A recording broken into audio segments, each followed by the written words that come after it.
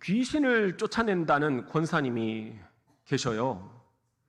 제가 아는데 이분이 굉장히 능력이 강하십니다. 그래서 교인들이 귀신에 사로잡히면 이 권사님을 자꾸 이렇게 불러대는 거예요. 그래서 이 권사님이 가셔가지고 귀신을 쫓아내주고 그러시는데, 여러분, 정말 귀신이라는 게 존재한다. 예수님이 귀신아 물러가라 하면서 많은 귀신들을 쫓아내셨잖아요. 이런 귀신 추출의 역사들이 오늘 또 일어납니다. 이 권사님을 통해서도 일어났습니다. 그런데 어느 날 이 권사님이, 집사님이 우리 집에 귀신의 역사가 있는 것 같다, 급하게 와달라고 한 거예요. 그래서 가서 딱 앉자마자 찬송가를 딱 피고는 막 이들과 싸울지라 죄악 벗은 형제여 하면서 찬송을 불렀어요. 왜냐하면 귀신들이 제일 싫어하는 게 뭐다?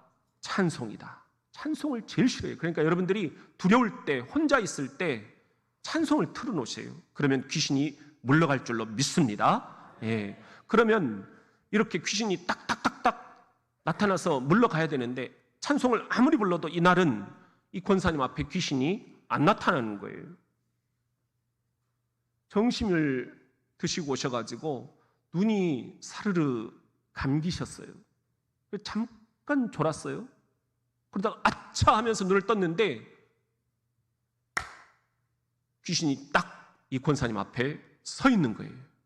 그래서 깜짝 놀래가지고는 다시 전열을 가다듬고 찬송을 부르려고 딱 하는데 갑자기 찬송가가 생각이 안 나요. 이야, 세상에 이럴 수도 있네. 너무 절망이 되는 거예요. 다 지금 나만 바라보고 있는데 이 귀신을 어떻게 쫓아내는가 다들 지금 보고 있는데, 기적이 어떻게 나타나는가 지켜보고 있는데 이게 뭔 망신이냐. 그런데 그 절망의 순간 이 권사님 입에서 찬송가가 흘러나왔어요. 그러니까 평상시에 여러분들이 어떤 찬송을 주로 부르느냐, 이것도 굉장히 중요한 거예요. 당황을 하니까 이 권사님 입에서 스르르 찬송이 나오는데, 당신은 사랑받기 위해 태어난 사람 하면서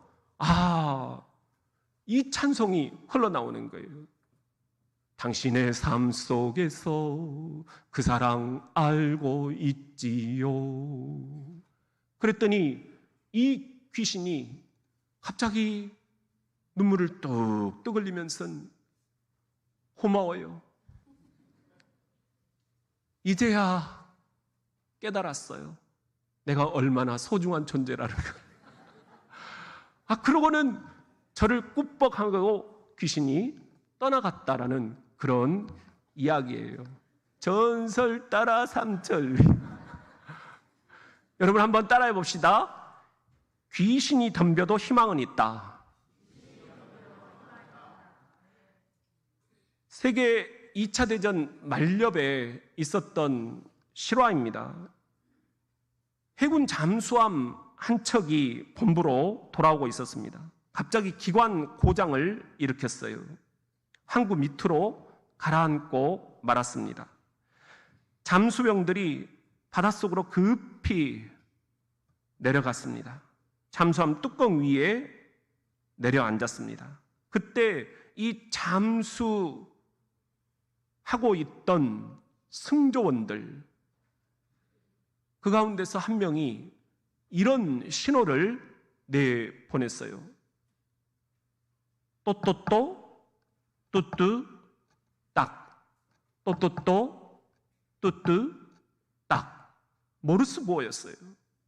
이것은 Is there any hope? 그런 신호였어요. 영어로 희망이 있나요? 아직도 우리에게 희망이 있나요? 이것은 우리 인생의 가장 절박한 순간에 우리가 하는 질문이죠. 의사들은 환자에게서, 보호자에게서 아직도 희망이 있나요? 질문을 받습니다. 사업가들도 가느다란 의문을 품습니다. 아직도 희망이 있을까?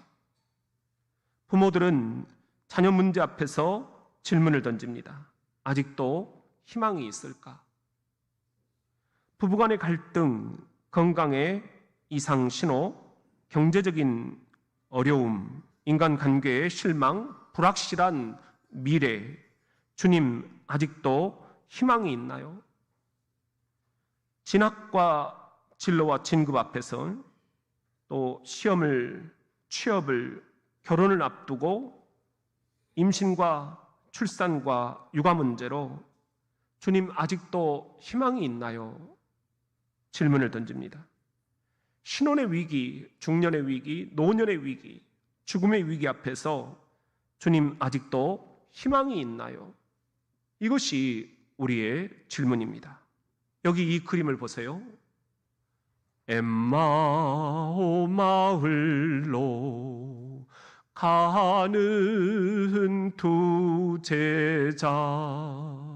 지금 두 제자가 엠마오로 가는 길입니다. 지금 이 제자들의 심정이 어떤 심정일까요? 지난 3년 예수님께 모든 것을 걸었습니다. 가족들의 버림받음, 또 사람들의 멸시, 그리고 그 어떤 봉사도 마다하지 않았습니다. 사람들, 친구들 다 몰라줬지만 예수님은 내 마음을 알아주시겠지. 그리고 예수님이 예루살렘에 입성하시는 그날 이스라엘의 왕이 되셔서 이제 왕으로서 내게 어떤 자리를 물려주실지 기대가 됐습니다. 그런데 이 기대가 물거품이 되어버렸습니다. 십자가에 너무 맥없이 죽고 마신 거예요. 그래서 지금 엠마오로 내려가고 있습니다. 사랑하는 성도 여러분, 절망은 이렇게 엠마오로 내려가는 것입니다. 그리스도인의 자리에서 우리를 끌어내리는 마귀의 전략은 우리가 자꾸만 이렇게 엠마오로 내려가게 하는 것입니다. 엠마오로 내려가는 길, 여러분 어떻게 그 길을 여기까지 넘어오셨습니까? 아니 지금 엠마오로 내려가고 있는 중이십니까? 무엇 하나 내 마음대로 되지 않는 세상살이, 그래서 이제 절망하면서 희망은 없다, 엠마오로 내려가고 있다면 여러분 우리는 어떻게 해야 되는 걸까요? 이 절망의 엠마오 길에서 우리는 어떻게 다시 일어설 수가 있을까요? 도대체 오늘 이 아침 우리에게 희망이라는 것은 무엇일까요? 희망은 첫째로 눈이 밝아지는 것입니다.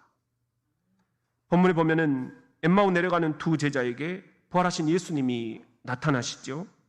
그런데 예수님을 알아보지 못했다, 성경은 그렇게 기록합니다. 그리고 그 이유를 성경은 이렇게 이야기합니다.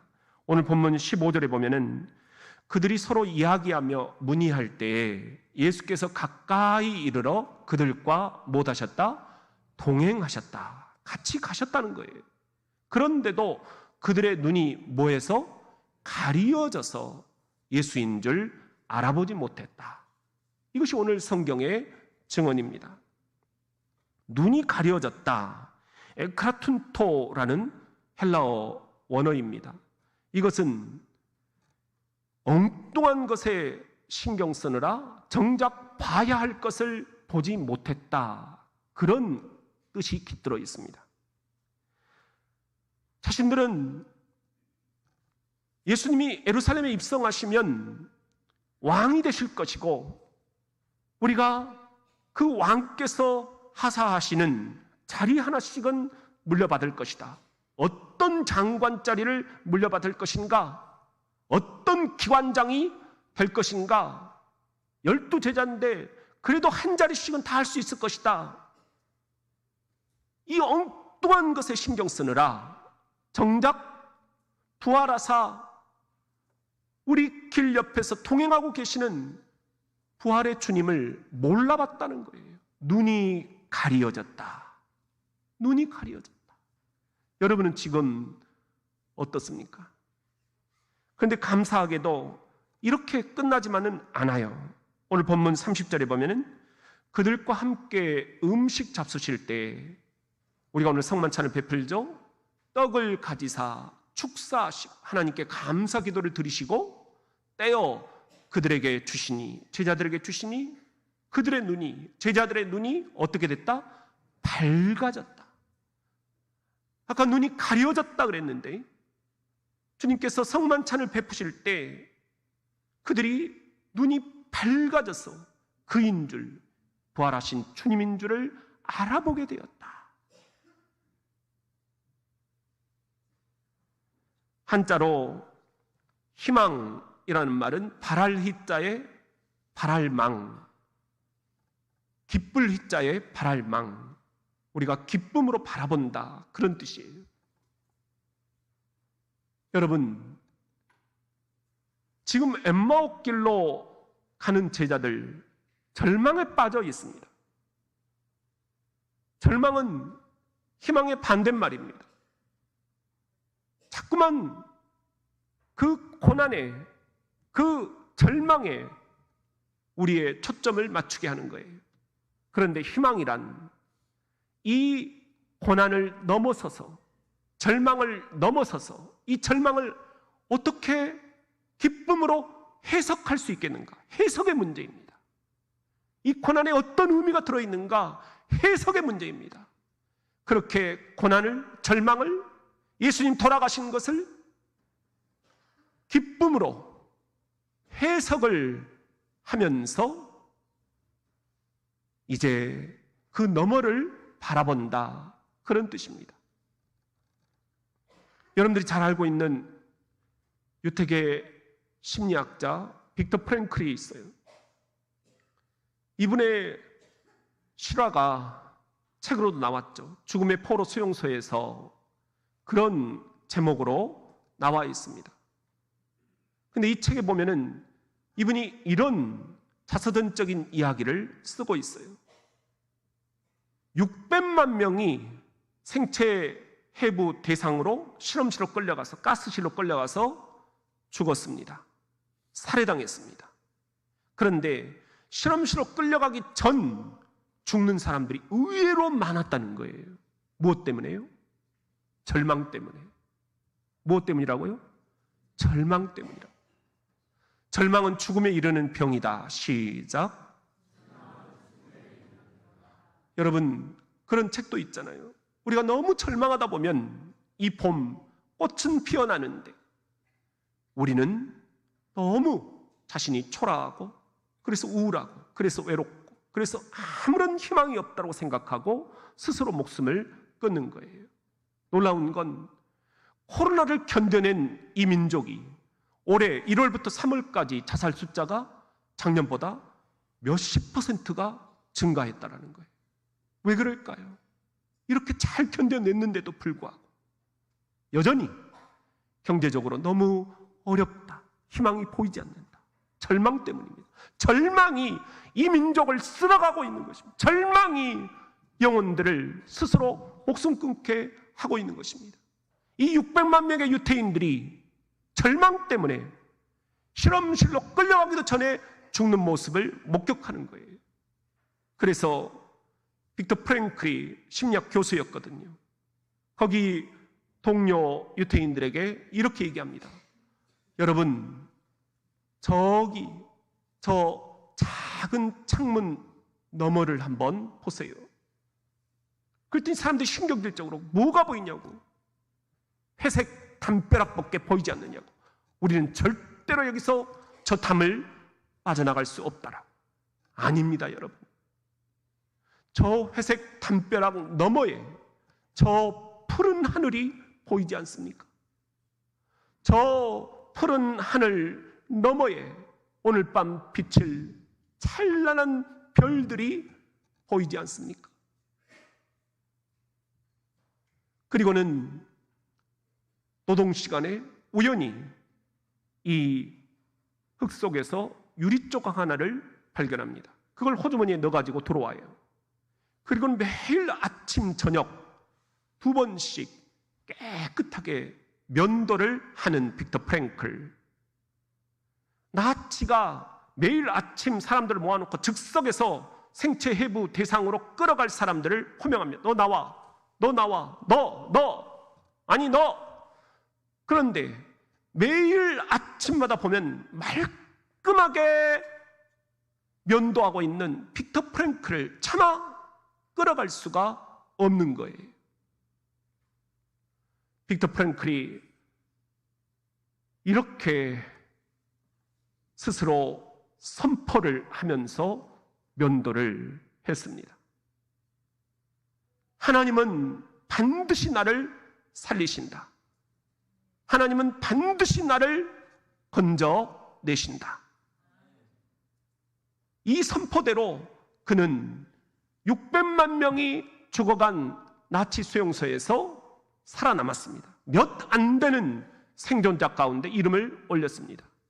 그리고는 그가 그 나치 수용소에서 결심한 대로 내가 이제는 심리학 교수로서 책으로 학생들을 가르치지 않겠다. 이 참극, 이 고난, 이 아픔, 그리고 우리 동료들이 우리 감방에 있는 형제와 자매들이 어떻게 죽어갔는지, 가스실로 끌려가기도 전에, 생체 해부 대상으로 끌려가기도 전에 절망 때문에 죽어간 것을 내가 이제 생생히 눈으로 보았으니 간증하면서 이제는 내 체험으로 가르치리라.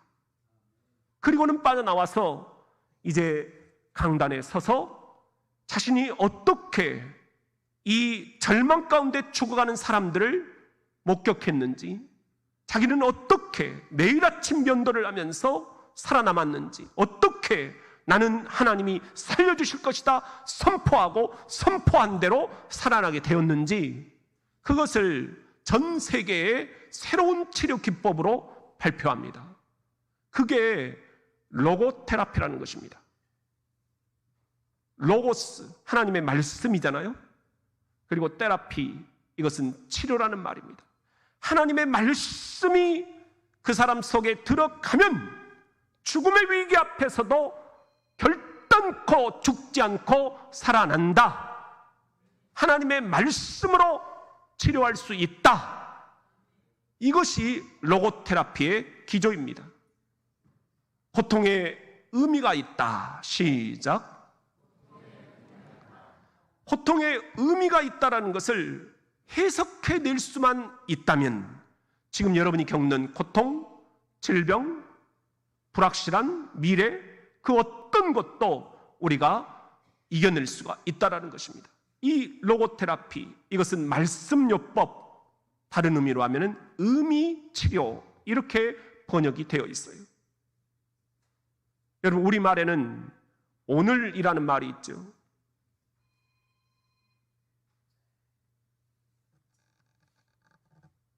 어제라는 말도 있죠. 근데 우리말에 없는 게 있어요. 뭐죠? 내일이라는 말입니다.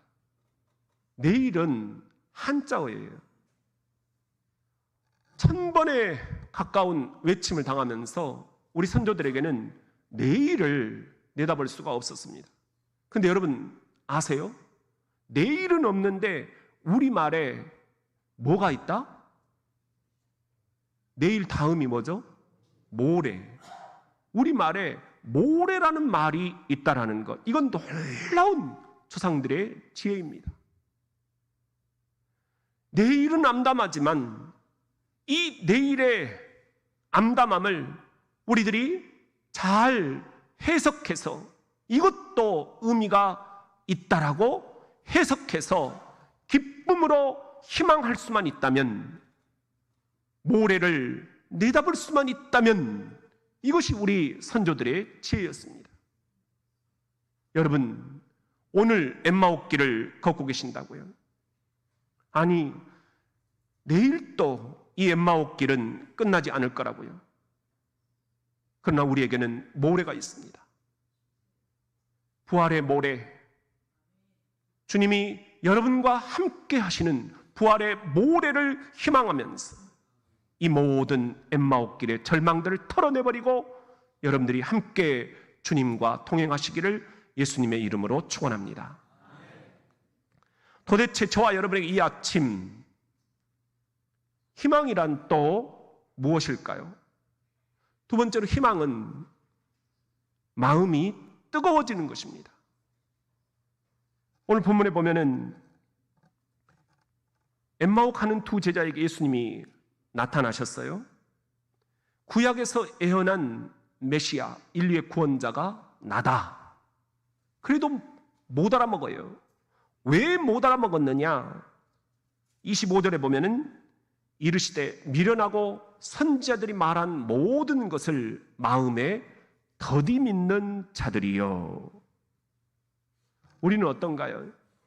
참 예수님이 부활하신 것을 못 믿어요.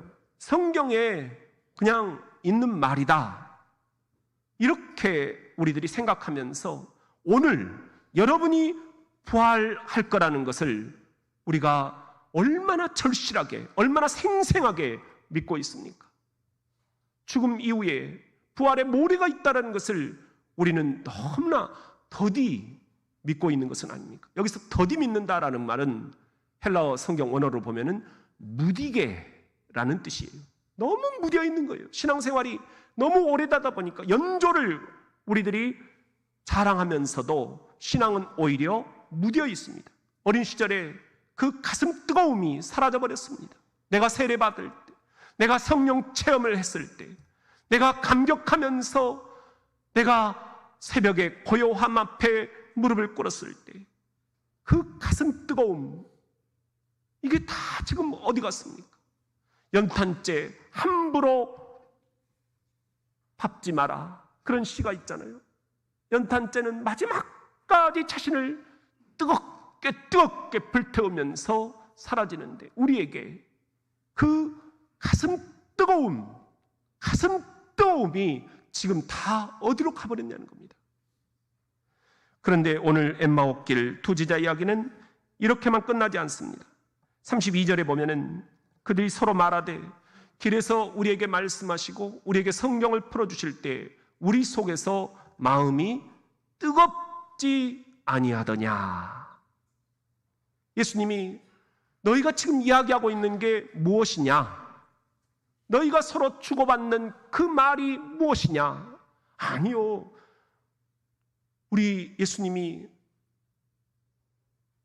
우리들한테 한 자리씩 주실 줄 알았는데 십자가에 죽어버리셨어요. 근데 그분이 3일 만에 부활하신다라고 이야기를 하셨는데 그건 도저히 믿겨지지가 않아요. 그래서 우리가 지금 엠마오로 내려가고 있는 중입니다.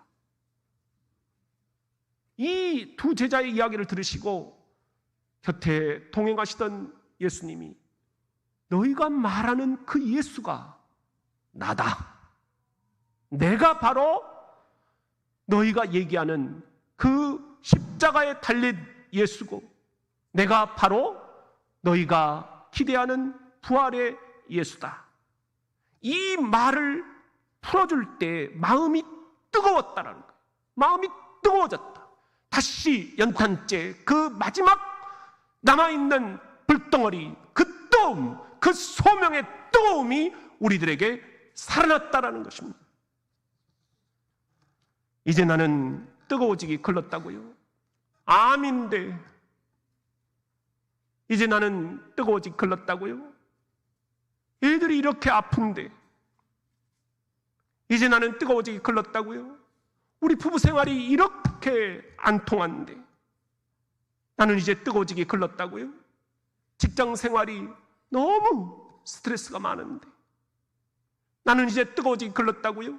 이 경제적인 어려움 속에서 사업도 힘들고 자식들 먹이고 입히는 게 너무 힘들고 노후도 힘든데 이 잔인한 현실 앞에서 마음이 뜨거워지는 것, 이제는 다 틀렸다고요? 아닙니다. 절망의 십자가를 이겨내신 주님, 그분이 부활의 모래를 우리들에게 선물을 해주셨습니다. 너무 세세한 절망에만 초점을 맞추지 맙시다. 이제 그 절망에 대한 초점으로부터 부활의 모래에 대한 초점으로 저 너머로 우리들의 시선을 넘겨봅시다. 그래서 다시 불타는 가슴, 소명으로 뜨거워지는 우리의 삶이 될 수 있기를 이 부활절 예수 그리스도의 이름으로 축복합니다. 도대체 저와 여러분에게 희망이란 또 무엇일까요? 희망은 세 번째로 즉시 일어나 돌아가는 것입니다. 오늘 본문에 보면은 두 제자가 지금 어디에서 내려가고 있습니까? 13절에 보면은 예루살렘에서 25일이 되는 엠마오라 하는 마을로 내려가고 있었습니다. 11.2km 거리입니다. 터벅터벅 절망에 빠져서 예수가 죽었다, 희망은 사라졌다, 그렇게 내려가고 있는데 부활하신 주님이 통행하시면서 너희들이 이야기 나누고 있는 게 무엇이냐? 그 이야기의 주인공이 바로 나다. 그 순간 가슴이 뜨거워지고 눈이 확 열리고, 그래서 11.2km를 다시 되돌아갔다라는 그런 이야기예요. 오늘 본문 33절에 보면은요, 곧 그때로, 옛날 성경에는 즉시로 이렇게 돼 있어요. 그 다음에 33절을 보면은 일어났다. 부활은 우리가 다시 죽음에서 일어나는 거예요. 예수님처럼. 또 33절을 보면은 예루살렘으로 돌아갔다. 부활은 다시 우리가 부활하신 주님이 기다리고 계시는 곳으로 돌아가는 것입니다. 일상으로 돌아가는 것입니다. 그런데 이 일상은 부활 전과는 100% 차이가 납니다. 부활 후 우리가 되돌아가야 할 곳, 그것은 날마다 기적의 일상입니다.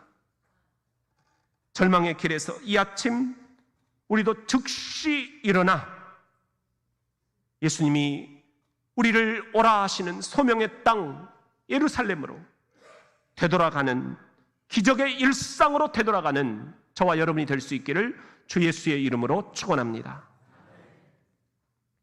어렸을 때 초등학교 운동회가 열리면 항상 저는 꼴찌였어요. 달리기가 저는 그렇게 안 돼요. 그런데 어쩌다가 소아마비 친구가 있었는데 오늘 한번 달려볼까? 기분 좋으면 나오는 거예요. 그러면 그 친구가 꼴등을 해줘요. 그럼 나는 꼴찌에서 두 번째예요. 그 친구가 너무 고맙죠. 근데 그날 또 그 친구가 기분이 좋았던지 나오겠다는 거예요. 장애물 경기에. 그래서 5명이 땅! 화약총을 선생님이 쐈을 때 달리기 시작을 했어요. 여러분들 장애물 경기 아시죠? 사다리 통과, 뜀틀 통과, 가만히 통과, 뒷짐지고 혀를 낼름, 가볍게 종이를 물어서 올리면 그 밀가루통 속에 종이가 있는데 그걸 딱 펼쳐보면 누구를 데려가야 될지 써져 있는 거예요. 내 친구가 육상 선수예요. 그런데 그 작은 집 사촌인데 이 육상 선수 친구가 항상 1등이에요. 1등으로 가만히 통과, 뜀틀 통과 하면서 가가지고 딱 밀가루 통 속에서 혀를 낼름 해가지고 종이를 펼쳤는데 얼굴이 울상이 되는 거예요. 할머니라고 써져 있어요. 그래서 본부석에 가가지고 할머니는 안 나오려고 하시고, 그럼에도 불구하고 이 할머니를 같이 모시고 달려가는 거예요. 결과는 뻔하졌습니까? 그런데 이 소아마비 내 친구 가만히 안 통과, 뜀틀 안 통과, 그냥 다 돌아가요. 그리고는 저벅저벅 걸어가더니 밀가루 통 속에 혀를 낼름하고는 딱 종이를 하나 물었어요. 그리고는 펼쳐보니까 얼굴이 환해지는 거예요. 담임 선생님, 날쌘돌이 담임 선생님, 담임 선생님, 나 여기! 담임 선생님이 소아마비 친구를 업고 가버리는 거예요. 결과는 뻔한 거예요. 엠마오 가는 길. 여러분, 이 그림을 다시 한번 보세요. 엠마오 가는 길. 이게 우리의 인생입니다. 때로는 내려가는 길. 왜 없겠습니까? 절망, 고통, 낙심, 죽음에 이르는 병. 왜 우리가 앓지 않으라는 법이 있겠습니까? 그런데 놀라운 건 이 엠마오 가는 길 두 제자에게 부활하신 주님이 동행하고 계시다는 것. 우리 교회 올해 표어가 동행이잖아요. 주님과 동행하는 것. 엠마오로 내려가는 것이 문제가 아니라 그게 인생이라는 것. 그런데 이 인생길에, 엠마오 내려가는 길에 누가 동행해 주느냐? 할머니가 동행하느냐? 담임 선생님이 동행하느냐? 이 차이입니다. 여러분, 오늘 우리에게도 엠마오길 두 제자처럼 부활하신 주님이 동행하고 계심을 믿으면 아멘.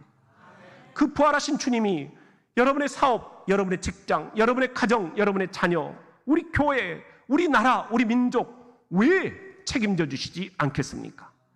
그분이 오늘 이 시간 여러분에게 따뜻하게 손을 얹으시고 말씀하십니다. 내 아들, 그동안 힘들었지? 딸아, 그동안 외로웠지? 이제 나랑 함께 가자. 함께 가자.